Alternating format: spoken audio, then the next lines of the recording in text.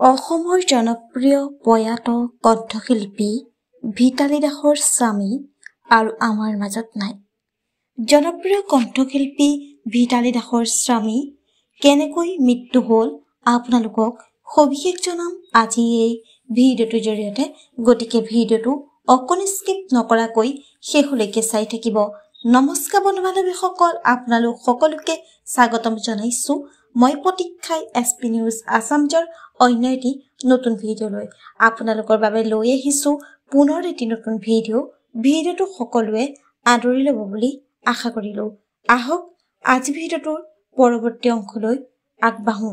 হয়, অসমৰ জনপ্ৰিয় কণ্ঠশিল্পী প্ৰয়াত ভিতালী দাসৰ স্বামী আৰু আমাৰ মাজত নাই। অলপ দিনৰ আগতেই জনপ্ৰিয় কণ্ঠশিল্পী ভিতালী দাস আমাৰ মাজৰ পৰা হেৰাই গৈছিল। তাৰ পাছতেই তেখেতৰ স্বামী ভূপেন দাসো আমাৰ মাজৰ পৰা হেৰাই গ'ল। পোনপ্ৰথমে আমি আমাৰ চেনেলৰ তৰফৰ পৰা তেখেতৰ বিদেহী আত্মাৰ চিৰশান্তি কামনা কৰিলোঁ। ধন্যবাদ।